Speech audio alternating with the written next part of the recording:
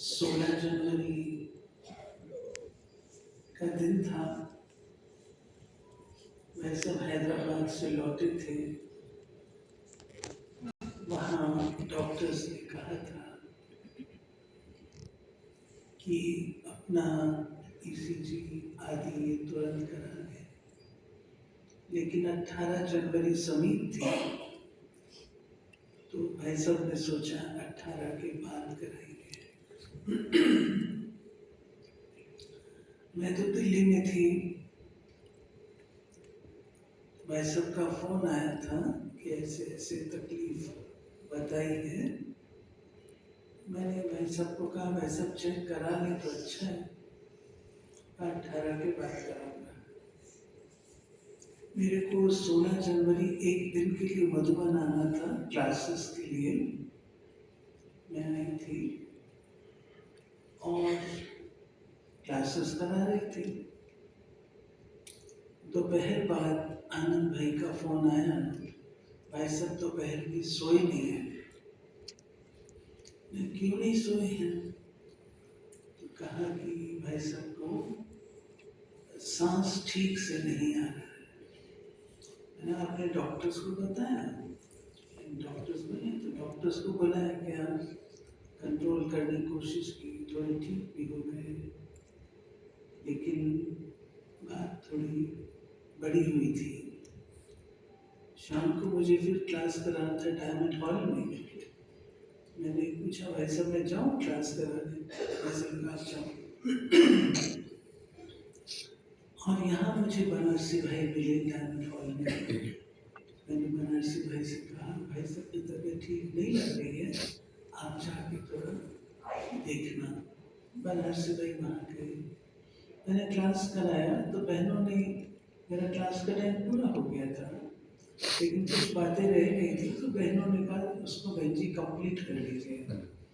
तो अभी कंप्लीट करने के लिए मैंने 1 मिनट या 2 मिनट ही बोला होगा, इतने में ही रघु भाई आए कि भाई साहब तबीयत ठीक नहीं है, आप तुरंत आ जाओ।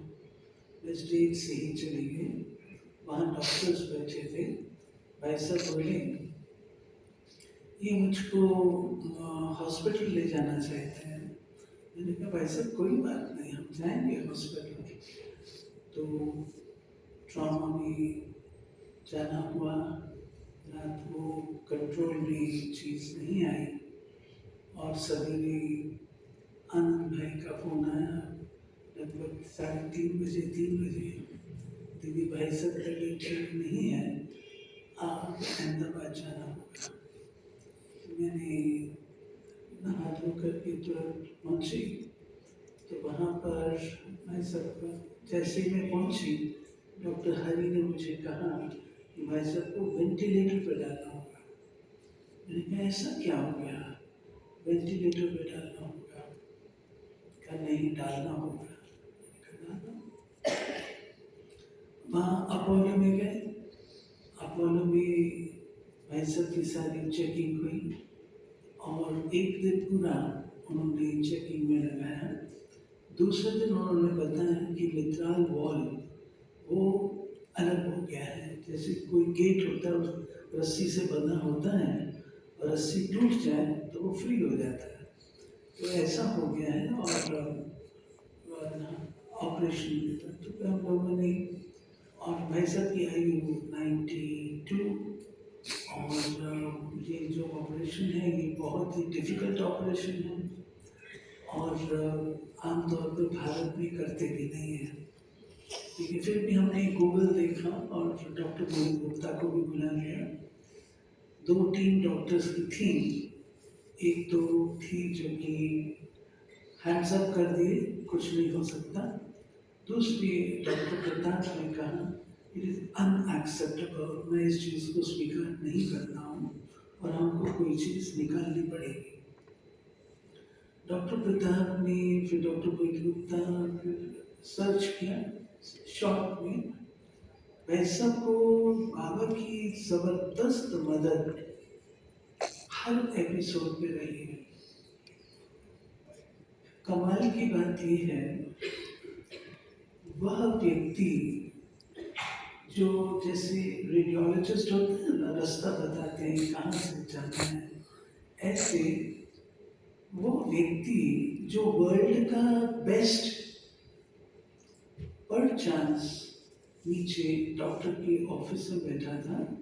डॉक्टर मोहित गुप्ता उससे मिले और उसने कहा मैं यहाँ पर हूँ, मैं जाने वाला हूँ, अगर ज़रूरत है तो मैं रुक जाऊँगा।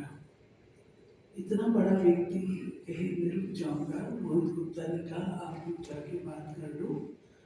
हमने कहा उसको नीलू बहन थी मेरे साथ में, गोपी बहन थी, मैं थी, तो 92 ईयर्स, हमने कहा हमारे भाई साहब की आयु 92 है। उसने कहा एज इज नो बार, कोई एज का फर्क नहीं पड़ता। फिर बोला 80% सक्सेस होती है, 80% है तो एक्सेप्टेबल है, ठीक है। अब जो डॉक्टर ऑपरेट करे वो कहाँ से आए? तो डॉक्टर अदानी जो है उन्होंने कहा कि मेरे फादर का भी ये हुआ था और वो ऑपरेशन सक्सेसफुल हुआ और अभी वो घूम फिर रहे हैं, बहुत अच्छे हैं, ठीक है। लेकिन उनका जो डॉक्टर था वो अमेरिका से आया था और वो डॉक्टर पर चांस भारत में अपने बैंगलोर में डॉक्टर्स कॉन्फ्रेंस थी उसमें आए थे, तो वापस चले गए थे। मोहित गुप्ता भाई ने पूछा भारत में सबसे ज़्यादा अच्छा डॉक्टर कौन सा है? तो वो अपने दिल्ली में वेदांता हॉस्पिटल है, उसमें डॉक्टर प्रवीण और एक और डॉक्टर है, नर्सों की पूरी टीम है, ये डॉक्टर हैं जो बेस्ट हैं। तो डॉक्टर मोहित गुप्ता ने सारा ऑर्गेनाइज करके, कमाल की बात ये थी, इतने बड़े बड़े डॉक्टर्स हैं, एक डॉक्टर उसको बिहार में होना था, दूसरे को देहरादून साइड में होना था, तीसरे को कहीं और, तीनों ने एग्री कर लिया कि ठीक है हम आएंगे और हम ऑपरेट करेंगे, ऐसे न बनना चाहिए। फिर इसके पश्चात तीनों इकट्ठे पहुंचे अहमदाबाद, रात को बोले हम रात को ऑपरेशन करेंगे। हम लोग तो भी सवेरे करने वाले हैं, तो सवेरे को सोचते हैं अच्छा टाइम होता है। उन्होंने एक बात कही कि सवेरे करते हैं तो हमारी बुद्धि में रहता है इसके बाद ये ऑपरेशन है, इसके बाद ये ऑपरेशन है, रात को करेंगे निश्चिंत होकर करेंगे। तो जब वो आए हॉस्पिटल में, हम बहनें थी वहाँ, डॉक्टर बनारसी थे, सारा ऑर्गेनाइज किया और उन्होंने देखा वातावरण बहुत हल्का है, तो बहुत खुश हुए कि वातावरण बहुत पॉजिटिव है, बहुत लाइट है, हमारा ऑपरेशन भी बहुत सक्सेसफुल होगा। बस उसके बाद तो फिर उन्होंने ऑपरेशन किया और ऑपरेशन के टाइम पर भाई साहब के जितने पैरामीटर्स थे बिल्कुल नॉर्मल, कोई टेंशन नहीं, कोई स्ट्रेस नहीं, कुछ नहीं, बिल्कुल जैसे व्यक्ति हेल्दी व्यक्ति के होते हैं ऐसे थे। सर्जरी हो गई, अच्छी हो गई, फिर तो मेडिकल बातें चलती रही। अपोलो से भाई साहब बिल्कुल ठीक होकर के अपनी ग्लोबल में आए। ग्लोबल में भाई साहब की लंग्स में पानी बहुत हो गया था और डीवीटी एक चीज़ होती है, यानी ब्लड में अगर क्लॉट्स बनने शुरू हो जाते हैं तो वो सूजन शुरू हो जाती है बॉडी में। तो भाई साहब की टांगों में वो डीवीटी हो गई थी और डीवीटी माना क्लॉटिंग चालू है, ब्लड क्लॉटिंग चालू, जो कि खतरनाक चीज़ है। कभी भी क्लॉट हार्ट में भी जा सकता है तो क्लॉट ब्रेन में भी जा सकता है, तो वो सूजन ठीक नहीं होती। तो डॉक्टर ने, आनंदन डॉक्टर थे, डॉक्टर आनंदन, उन्होंने कहा भाई साहब को हिलाना भी नहीं है और इनको तुरंत आपको अहमदाबाद लेके जाना पड़ेगा। ऐसा तो अहमदाबाद लेके आए जाइडस में। जाइडस में भाई साहब की सारी चीज़ें ये देखी, तो डॉक्टर्स ने तो कहा कि डॉक्टर प्रतिभा थी, डॉक्टर नीरज यादव थे, डॉक्टर नीलम मेहता थे, डॉक्टर लाभ थे, सारी टीम ने देखा।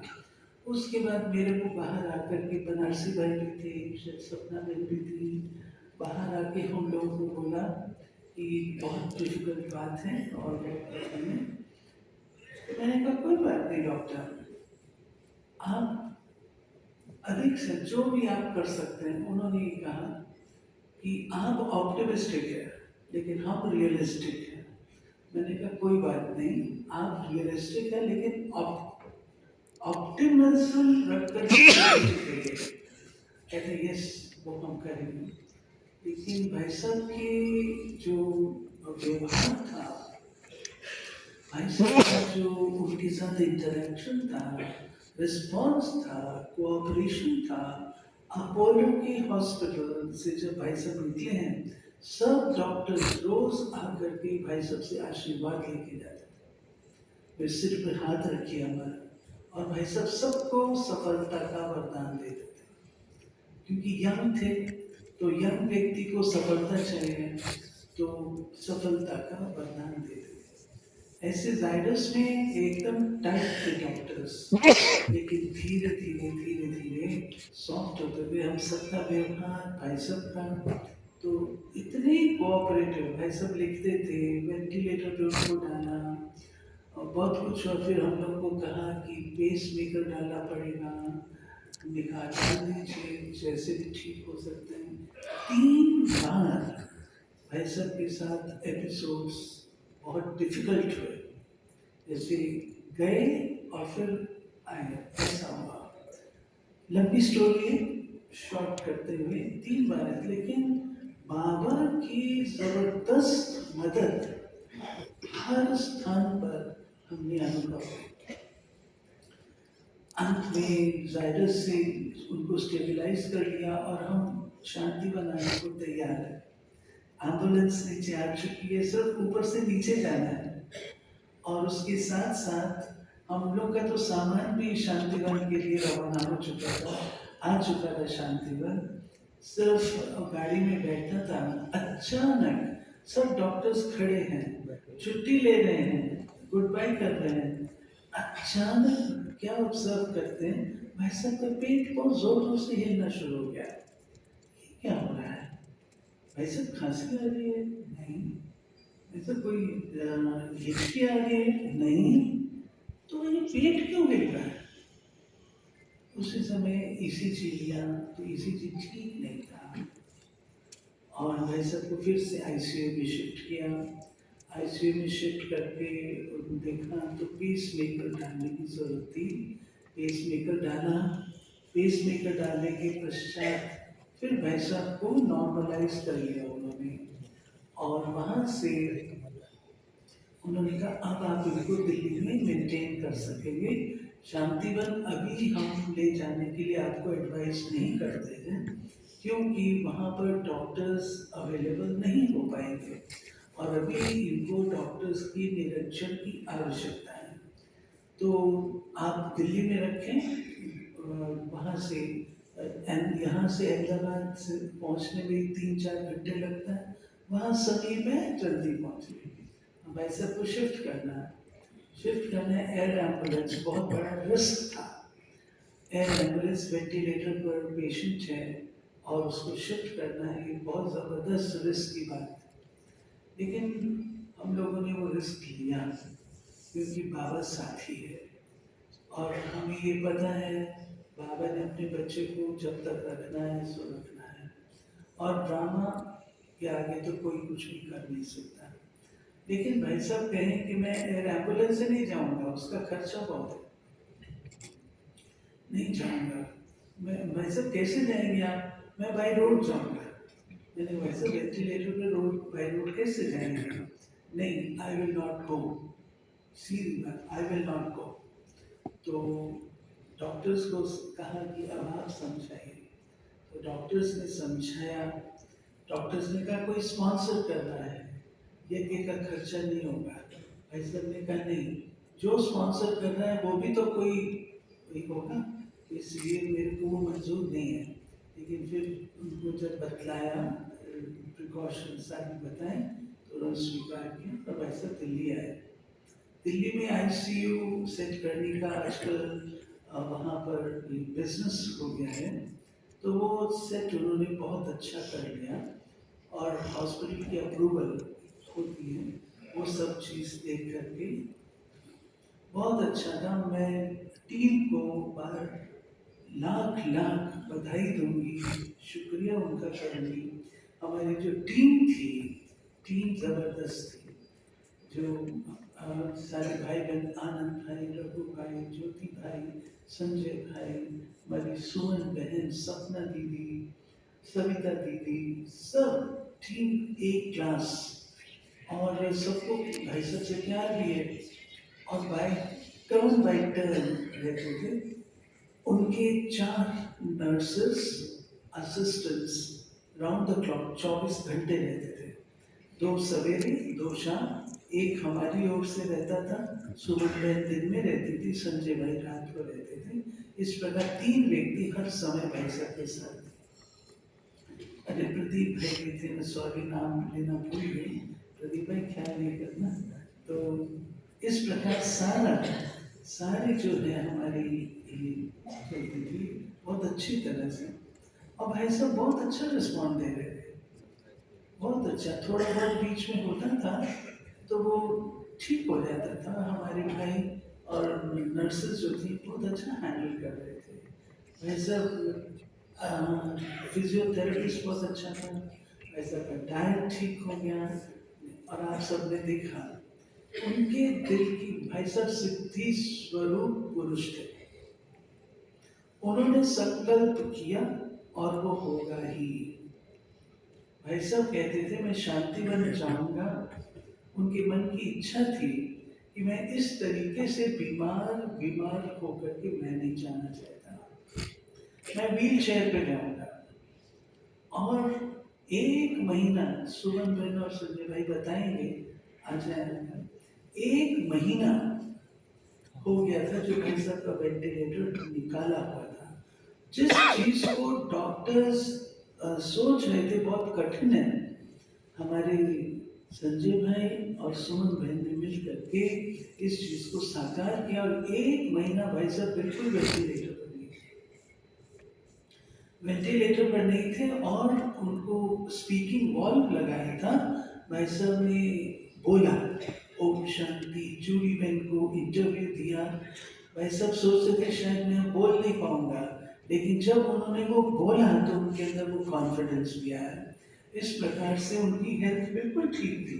और जो उनकी मनसा थी कि मैं बिल्कुल ठीक होकर के शांति बन जाऊं, उस टारगेट तक पहुंच गए थे। और 5 अक्टूबर को हम लोगों ने, ये भी ड्रामा में बाबा करण करणहार हैं, जानी जाननहार हैं, अपने आप बच्चों से वैसा प्लान और प्रोग्राम बनवा लेते हैं। 20 तारीख की दिवाली, और इस बार मैंने बहनों से कहा कि हम जल्दी रखेंगे क्योंकि रश बहुत होता है, बाद में बहनों को आने में दिक्कत होती है, दिल्ली वालों को, जल्दी रख लेते। 5 अक्टूबर को हमने दिवाली रखी। और 5 अक्टूबर को भाई साहब सभा में आए और बड़ी खुशी से आए, क्योंकि भाई साहब को हम लोग शाम को और सवेरे व्हील चेयर पर बिठा करके ओआरसी का राउंड, फ्रेश एयर वो दिलाते थे। बड़े खुश होते थे, मोरों से खेलते थे, बहुत अच्छे थे। तो 5 अक्टूबर को आप सबने देखा सभा में आए और सभा को भाई साहब ने ब्लेस किया। शायद वो लास्ट मीटिंग थी, आपको पता होगा। भाई साहब बहुत अच्छी तरह ब्लेसिंग दे रहे हैं। उसके बाद वापस लौटना। 6 अक्टूबर को भाई साहब का स्वास्थ्य थोड़ा बिगड़ना शुरू हो गया अचानक, न मन न चित। हमने तो डॉक्टर हरि के साथ प्रोग्राम बनाया कि हम शांतिवन चल रहे हैं, पूरा यहाँ कैसे सही होगा, क्या होगा, पूरी सेटिंग हो गई। लेकिन ड्रामा को मंजूर कुछ और था। और 6 अक्टूबर को भाई साहब के स्वास्थ्य में उतार चढ़ाव हुआ, ब्लड प्रेशर बहुत लो जाने लग गया। वो फिर बाबा कहता है कि जिस समय जाने को आत्मा होती है, भाई साहब को जब तक भाई साहब का संकल्प था, जब भी भाई साहब पूछा आप कैसे हैं, बहुत अच्छा हूँ, पावरफुल, कभी ऐसे भी करके बोलते थे ओके। सुमन संजय तो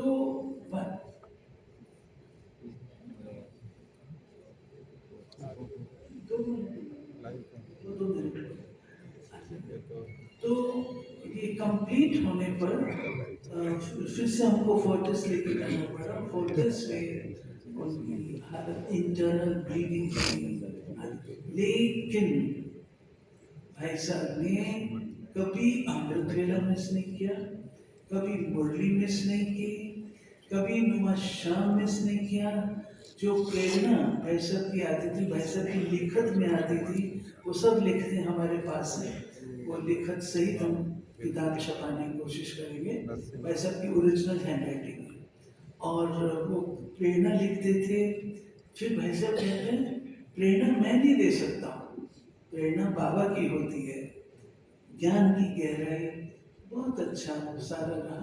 आखिर तो वो दिन था 9 तारीख का जब मैं स्वाभाविक। और मैं यूँ कहूँगी, जो उनका टारगेट था कि मैं शांतिवन में ठीक होकर के लौटूँ, भाई साहब फरिश्ता होकर के लौटे। ये 9 महीने भाई साहब को जो मिले, वो अपने आप को संपन्न और संपूर्ण बना।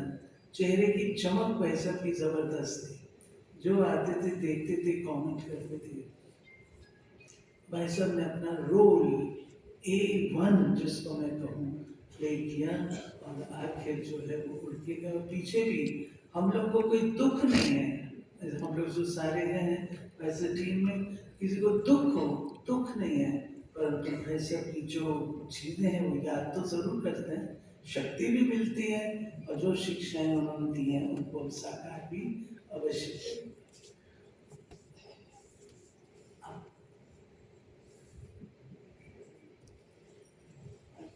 लास्ट में क्या हुआ, ये 2 मिनट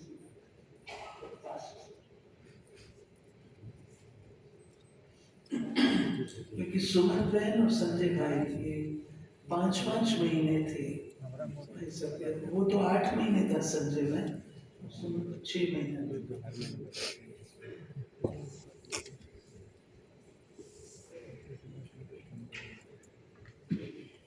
शांति। जब भाई साहब की सेवा में मैं गई तो भाई साहब जायडस हॉस्पिटल में थे। फिर वहाँ से ORC गए। ORC में बहुत अच्छा इम्प्रूवमेंट हो रहा था, क्योंकि वहाँ वेदर भी अच्छा था और शांति भी थी, तो बहुत अच्छा हो रहा था। हम हफ्ते में 2-3 बार संगीत संध्या करते थे। भाई साहब बहुत अच्छा गाते थे और सामने वाले से भी ये गाने के लिए कहते थे, डांस करते थे सभी, तो बहुत अच्छा चल रहा था। जब 6 तारीख को उनको थोड़ा तकलीफ हुआ, ऐसे बीच में कभी हुआ था तो हम घर में ही सब कर लिया था, तो लग रहा था कि ऐसा कुछ है नहीं। लेकिन 7 तारीख को सुबह भाई साहब 6 बजे बोला कि इस आत्मा का पाठ पूरा हो गया है। तो संजय भाई ने बोला कि भाई साहब आपकी तो बहुत ज़रूरत है ये में, आप ऐसा नहीं कहिए, कुछ भी शरीर का हुआ है हम सब ठीक कर देंगे। फिर भाई साहब ने कुछ नहीं कहा। फिर 10-11 बजे जब दीदी भी खड़ी थी तभी और एक बार कहा कि इस आत्मा का पाठ पूरा हो गया है इस शरीर के साथ का। तो तभी भी हमने इतना ये नहीं सोचा कि सच में वो चले जाएंगे। फिर शाम को जब उन्होंने ये संकल्प किया, उसके बाद उनकी तबीयत ज़्यादा बिगड़ना शुरू हो गई। नहीं तो पहले जितना भी होता था हम घर में कर लेते थे, भाई साहब बहुत अपने आप को मोटिवेट रखते थे और हमें भी करते थे, तो उससे निकल आते थे। लेकिन भाई साहब खुद अपने शरीर को बोल दिया था कि अभी पार्ट पूरा हो गया, तो वो डॉक्टर सुनकी या मेरी शनम की बात नहीं सुनेगा, अपने मालिक का सुनेगा। तो ऐसा ही हुआ, भाई साहब ने संकल्प दिया शरीर को कि अभी इसको छोड़ना है। तो मुझे ऐसा लगा कि भाई साहब अपनी इच्छा से, स्व इच्छा से कितनी सारी बीमारियों से, कितनी सारी परीक्षाओं से पास हुए, और कुछ चीज़ें थे उसको कंट्रोल किया हुआ था और उसके साथ बहुत अच्छे चल रहा था। उसके बाद ठीक होके बाद में भाई साहब ने अपने शरीर को स्व इच्छा से त्याग किया।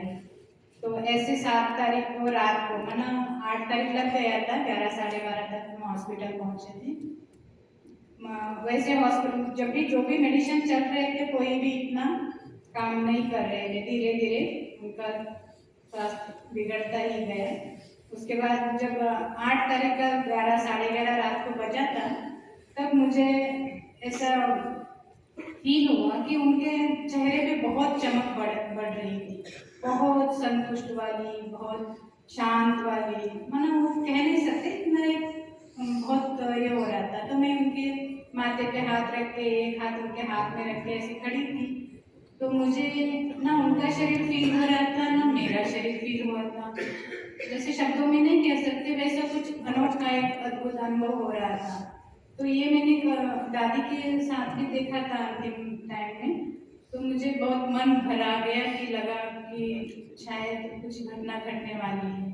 तो फिर मैंने दीदी को जाके सुनाया कि भाई साहब की कभी मुरली मिस नहीं हुई है, अभी 9 तारीख लगने वाला है, तो 9 तारीख को मुरली सुना के उनको लाइट कीजिए। तो दीदी उनको 9 तारीख की मुरली सुनाया। जैसे जैसे दीदी मुरली सुनाया, मुरली सुनते सुनते भी भाई साहब का जो वो ब्राइटनेस था, ओरा था, वो बढ़ता गया। फिर ऐसे फिर 10:20 हुआ था, तब सारा शरीर शांत होते गया, आत्मा फरिश्ता होती उड़ गई। फिर उसके बाद भी यहाँ चल रहा था ग्लोबल समिट का, तो भाई साहब कभी भी सेवाएं रोकने के फेवर में नहीं रहते थे। तो दीदी ने कहा कि कोई भी प्रोग्राम को रुकना नहीं चाहिए। ऐसे भाई साहब की बॉडी तो पता है कि 10 महीने से ट्रीटमेंट के साथ ही रही हुई है, तो उसको 3-4 दिन रखना डॉक्टर्स अलाउ नहीं करते हैं। फिर उसके बाद एम्बाल्मिंग करके करते हैं, जो बॉडी को फ्रेश रखने के लिए कुछ केमिकल डालते हैं। वो करा के भाई साहब के बॉडी को यहाँ लेके आए, मैंने यहाँ से भी यात्रा किया। मैंने 4 दिन तक भी भाई साहब अपना जो पार्थिव शरीर को भी, उसको भी एक सेवा के लिए यूज किया। कोई प्रोग्राम रुकना नहीं चाहिए। तो ऐसे भाई साहब दधीचि ऋषि की तरह अपना अंग अंग जैसे कपड़ा सिलाई करके चलाते थे, वैसे शरीर को चलाया। और ये 10 महीना जो था उनका तपस्या और जो उनकी सेवा का जो रूप था वो चेंज था, लेकिन तपस्या और उनकी सेवा रुकी नहीं थी।